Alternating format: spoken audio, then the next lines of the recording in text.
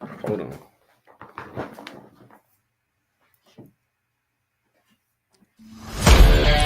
The Army values, the Warrior ethos, coaching, and therapy. This is Warrior Leadership. This is Warrior Leadership. Welcome to another episode of Warrior Leadership. Before we go into the content, I want to start off by saying I am looking for people to join a cohort, a 6-week-long program to learn the basics of leadership development as a team with up to 15 other people. And if you go to Amazon.com, this is a snippet of what I teach. If you want to know more, you got to take my class, though. But anyway, DB has a quick plug he wants to throw in there, I believe, as well. And then we're going to talk about our episode today.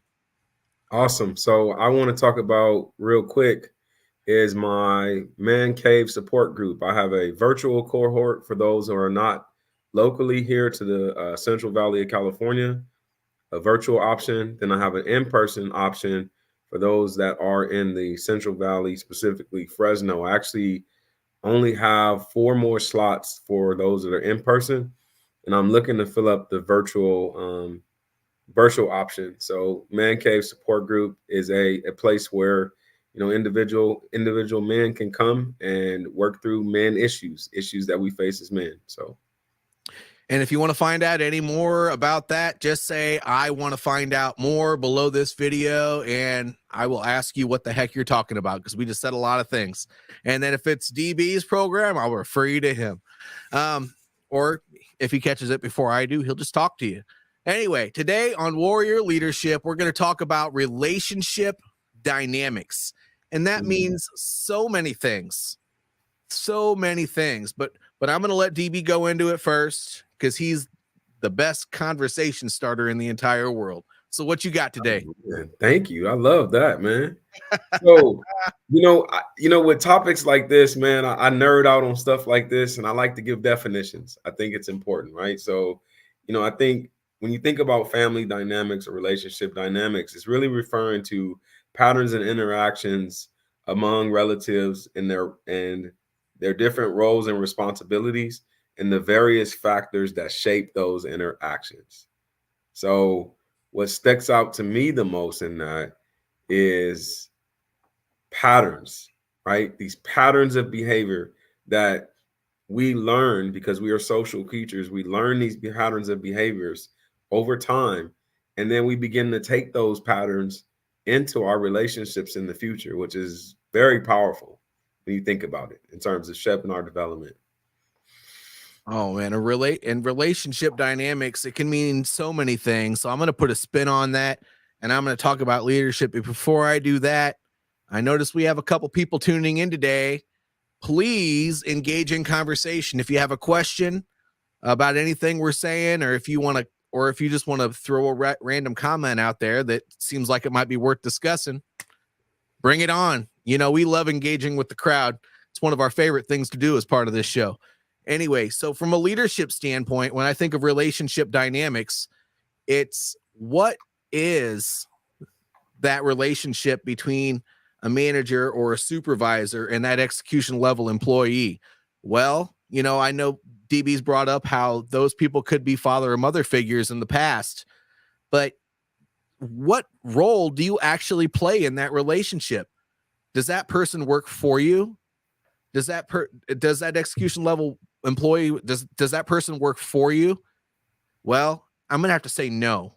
So that really, when you are in a supervisory role or a leadership role, as a lot of people like to call it, although not everybody's a leader, I think a lot about that dynamic being you're just a member of the team, but you hold more responsibility. And so your role as the leader is the most important on that team, because you're accountable for everything, but you also play the biggest support function on that team, because you have to make sure everybody has everything they need to be able to accomplish their mission as it pertains to not only what you do on your team, but the entire company. Right. And that part that you just mentioned, Coach, about everything that they need and feel supported. I want to hone in on that because I think some managers and our leaders believe that they don't have that responsibility in terms of support. It's not, they think they believe that it's like productivity, productivity, productivity. Well, the problem with that is that when people have these difficult family upbringings, again, what we just read in family dynamics, they bring that into the working relationship. We've talked about this before when we think about praise, different things like that that are important to people, and psychological safety, bringing up things, right?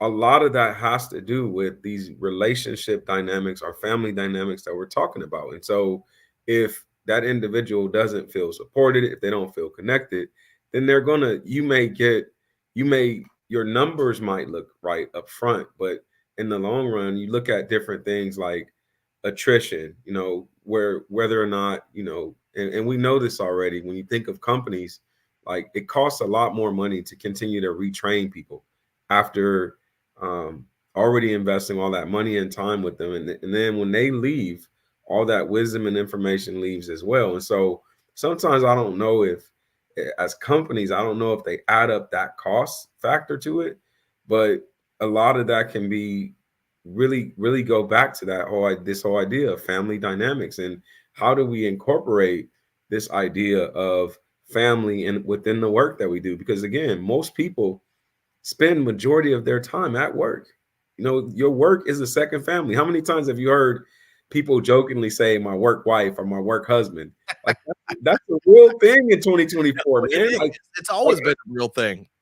I mean, as much I hear it all the time now, though. I'm like, wow, you got a work husband? Like my aunt one time jokingly talked about her work husband, and she called him one day, and he's an Asian guy, and he's like, he's there, he's there for my auntie. They support each other, they have each other's back. And so I think, you see that on the lower level within companies, I think, but then even with families, right? In families, there's always if you have like a little sister, that little sister is probably going to be closer with the younger cousins, and they probably feel out of the loop with the older brothers and sisters and the aunts and stuff like that. And so again, that those roles and responsibilities, that if we don't deal with those things through therapy or through just working through it in any way, then we bring that dynamic into the workplace, man. We do. And so there's one major thing there. First of all, everyone deserves to be treated with respect, and you don't get paid more for being a jerk. So I don't know why some people do that. But there's a key thing that needs to be understood while we're talking about all of this, and then we can duck away from it really, really fast too, unless you want to dive deeper into it. But at work, those people, as close as you may be in the workplace or outside of work, they are not your family, because you can't fire family. I mean, you can stop talking to them, but you can't fire family. So there is a dynamic that goes along with that, and I hate that it causes fear in the workplace, but it does. And I think that dynamic in itself is one worth noting. But let's move from that, because that's a very dark way of thinking about it, but it's very true. So you actually have professional obligations to deal with things a certain way, because there are legal ramifications if you don't. That's why you have a human resource section. If human resources wouldn't exist, if people didn't get burned and the company didn't lose out or whatever the case may be, I mean, there are just certain laws out there that need to be followed at work. But now back to the human factor. At the end of the day, you have to treat everyone with respect. You have to make sure that they are all dealt with differently, because everyone has a different personality. And you have to, at the end of the day, you still treat people the same way as you would. I mean, obviously you deal with people at home different than you would at work, but you still have to deal with things the same way, in that, everyone is different. You can't treat your daughter like you treat your son. Well, you can't treat Joe Snuffy like you would treat Jane Doe. I mean, everyone has a different quality to bring to the table, and they have strengths and weaknesses. So understanding all of that first before you dive into the relationship part means that you need to support everybody differently. I said a lot there. No, you did, and I think one of the points that I had here is just when you think about a secure and supportive environment, right, and what that looks like, and it's one that is built on some very important things where there is a this love for one another, this advice, being able to give advice, and care, right?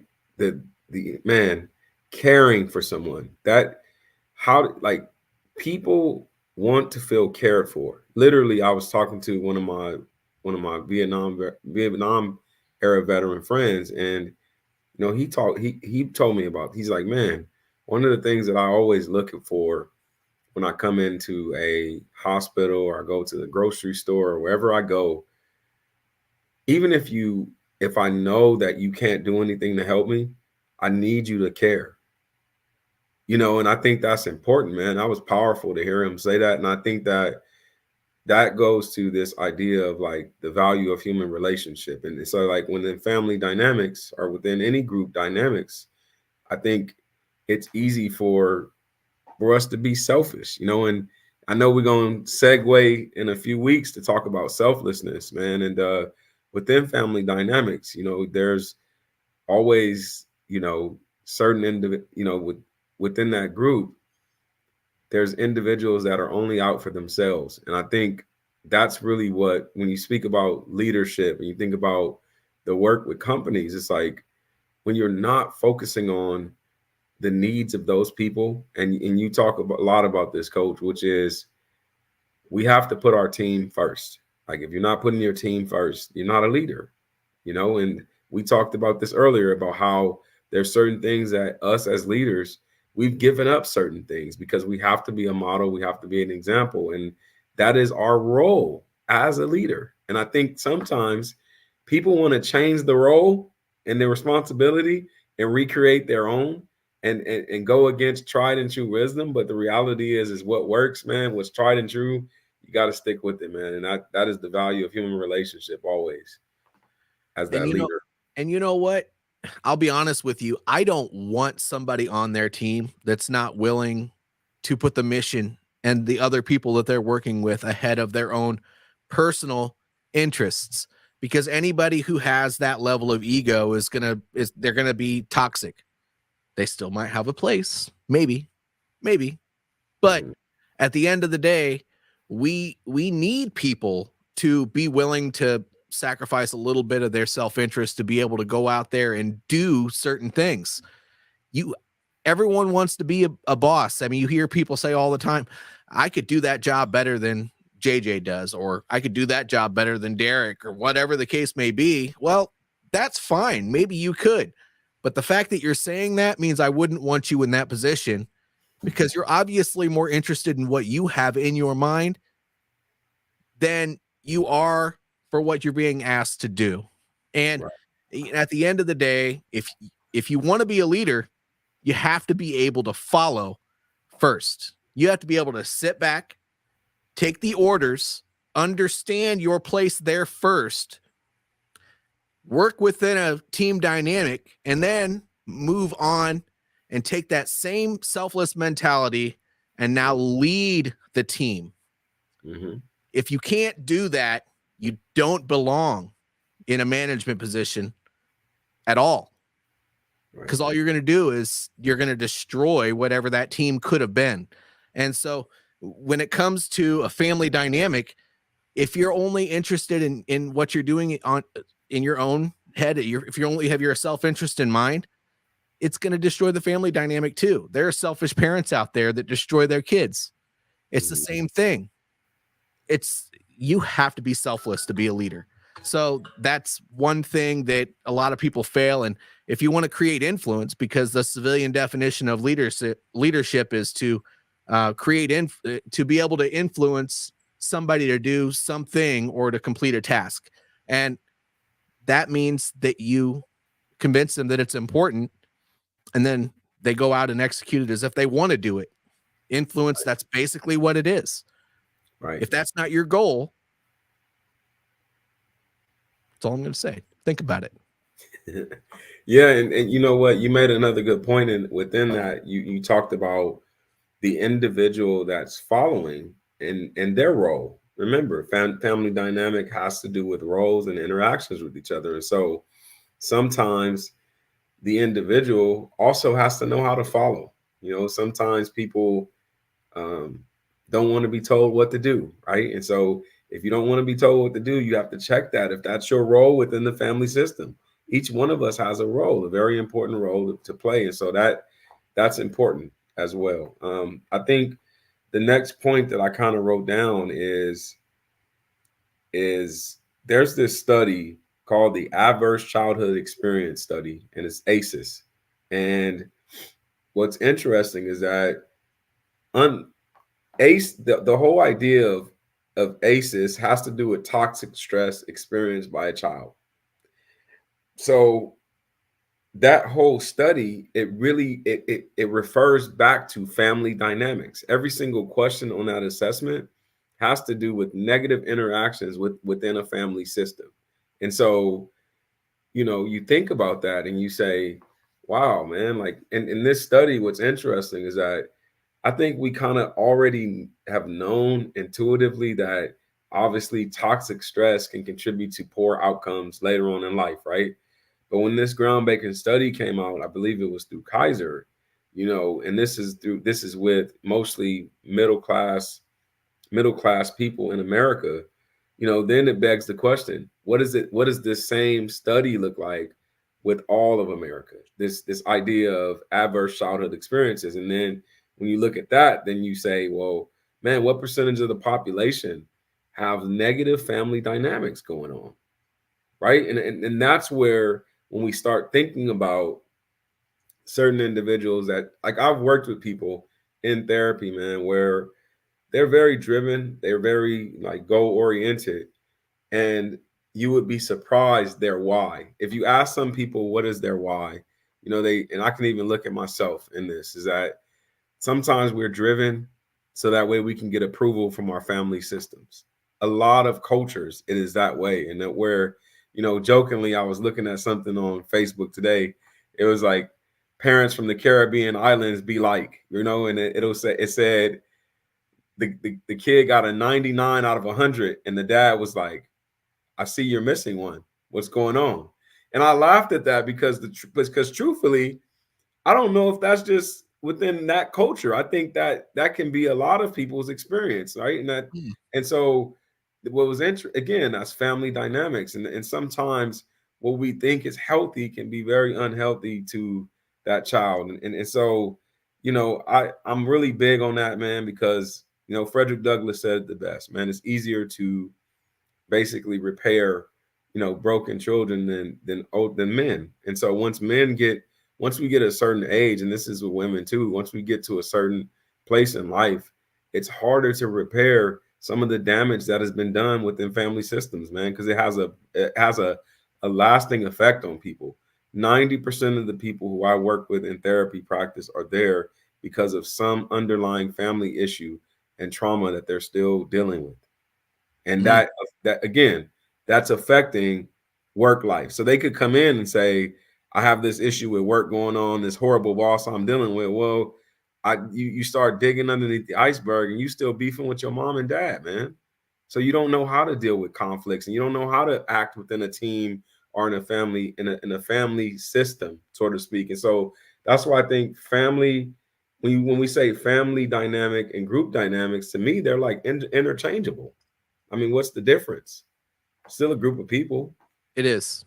It is a group of people coming together to get a job done. I to get say a that job over and done. over and over Yes, again. And that's all a business is. And if you take your mind away from the tasks and statistics for a couple of minutes and you look at what the actual relationship dynamic is between the leader and the follower, and then figure out what's going on with each one of those people on the teams that are underperforming, you're going to find that a lot of those icebergs that we talk about a lot of the time, yes, those deeply seated issues come from the childhood. yes, The narrative that a person speaks to themselves about themselves in their mind, that is often not necessarily the narrative that they created. It's the narrative that they were told as a young child, whether it was by uh, their family, or maybe that could have been told, a very influential teacher at one time. Uh, I know that I know people that said that when they were in high school, they didn't do well because they had a handful of teachers that would constantly tell them, I already know that you guys aren't going to do well with this. Well, what kind of a teacher does that? You're supposed to encourage, teach, and then let them work it out on their own. Of course, you're going to have under and overachievers. That's just the dynamic of a class. But when it comes to family, it hits home even more. And that family, by the way, might not be mom and dad. It could be uncle or grandma or grandpa, or it could even be a best friend when they were children that just betrayed them. And so those things last past childhood. And sometimes those people that are in those positions don't even know that that's where that narrative comes from.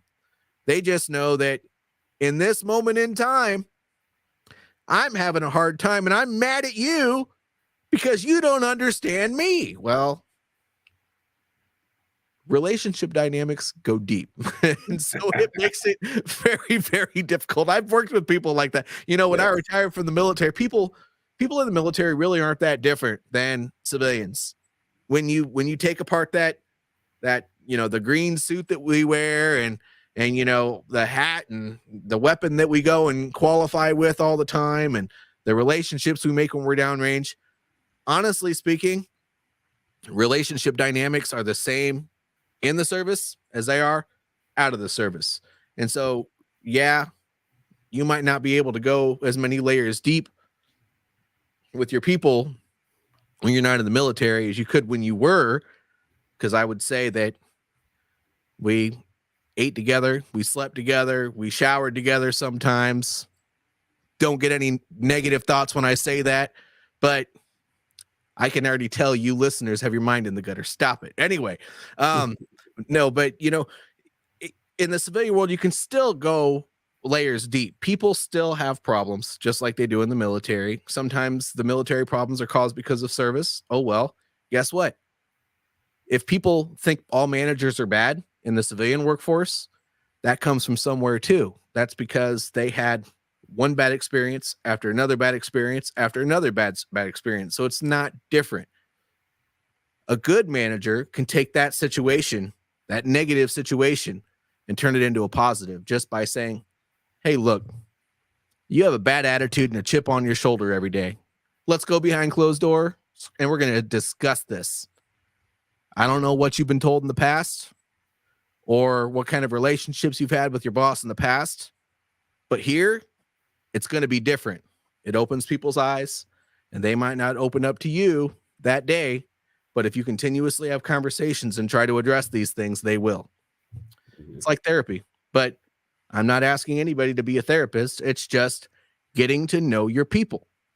Yeah. So, if I'm an executive leadership coach. So the thing that I deal with all the time is people that are in these management roles and they're in it for the first time. And they tell me all the time, they're like, hey, how do I deal with somebody who has had nothing but bad managers? I'm just starting here. I've never even had anybody work for me before. Mm-hmm. And I'm like, start the right way. That's what I will tell you. Do you care about people that you work with? Well, yeah. Do you want to get to know those people? Oh, gosh, that's hard. Well, you're going to have to do it. And this is what you do: A, B, C, and D. And it's just as easy as having regular conversations and scheduled conversations. I've talked a lot. What do you think about that? No, I think sounds healthy, man. I mean, you definitely, again, it comes down to roles and responsibilities. You have to learn how to set boundaries with people and work with people. And I could say, as a leader, it's the difference between being friendly and being someone's friend, right? I think that sometimes that happens within therapeutic relationship, right? Where I'm a very friendly person naturally, right? And I have empathy and warm regard for people. And so sometimes people try to cross that boundary of me as the leader therapist, right, and them as the client. They want to cross that boundary, and it's like, well, we're not friends. But and so, but I think that's healthy though, to teach people how to interact with each other and be able to like be comfortable with that. That's hard, and again, I think that's related to these ideas of group dynamics and family dynamics. How do I act when I'm around people? I've had people tell me stuff like, I don't know how to make friends, Mr. Brown. Like when I was a kid, I always struggled with making friends. So what do you do when you become an adult and you need that social interaction, but you've been so used to being like a recluse and kind of to yourself? How do you start to make connections with people, man? It's hard. It's a challenge. And so um yeah, I think the last thing that I kind of put here, man, is that family dynamics are so important that they have impacts on our overall health, different illnesses that we might have, and even our recovery outcomes. Mm-hmm. Though, though, those family dynamics are that important. And so, if we are having issues within our family systems, it is in our best interest to work those things out. I know that over and over again, I've had to drink my own tea, man. I've had situations that have come up in my life while I was a counselor, and I pride myself on being number one, being transparent and genuine, but also living out the life that I try to that I ask the people that I work with to do. So one of the things that's very important with family dynamics is forgiveness.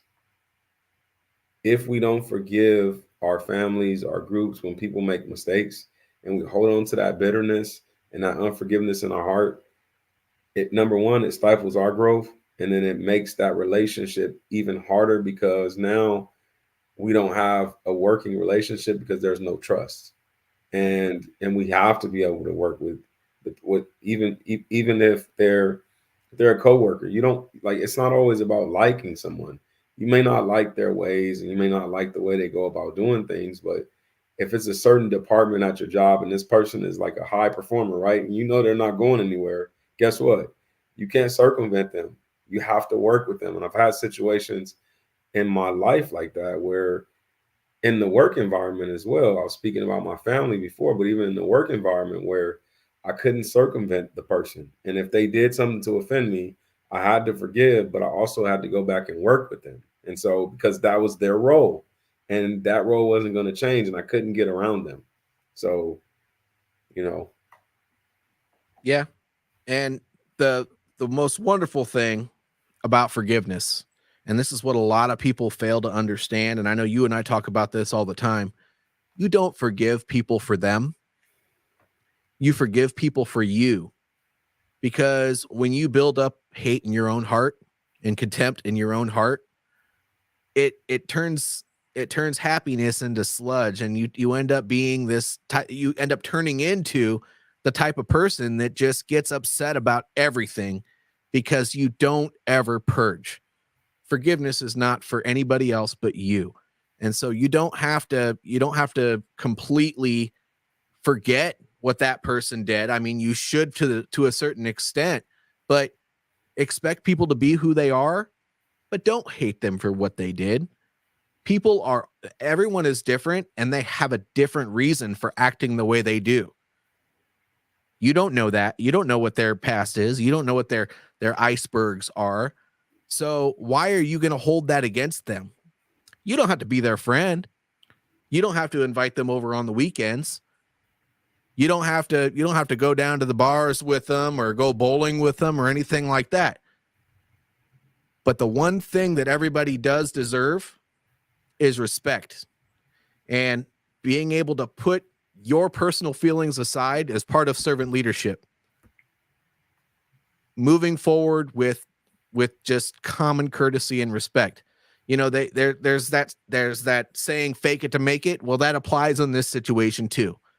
You don't have to like somebody to work with them, but you do have to put your personal feelings aside to make sure you're getting the job done. And you don't have to do it for them. You have to do it for you, and you have to do it for the sake of the team. And if you're not willing to do that, you know, there's definitely some more that you probably need to work on, and DB might be your man. But, you know, that's just, forgiveness is not for them, it's for you always. And we hit 30 minutes. Do you have any closing comments that you would like to share with the team? And, oh, by the way, don't be shy, everybody. I know it's the end of the conversation, but we are so happy that you're watching our show, and we want you to come back next week and every week after that. So don't be shy. We would love to hear your to read your comments, put them up here and talk about them. Anyway, closing comments, DB? No, sir. Everyone have a good evening. Everybody take care. Nothing but love for y'all. This wraps up our episode on relationship dynamics. If you like what you heard, please like the video, subscribe to the channel, repost this, share it, whatever, all the little things that you have to do to acknowledge that it exists and tell people that you enjoyed it. But the most important thing is to keep the conversation going. So put a comment below the video after the stream is over or whenever you see this, and just let us know what you thought. Tell us what you would like to talk about, and keep the conversation going about, in this case, relationship dynamics. We'll see you all next time.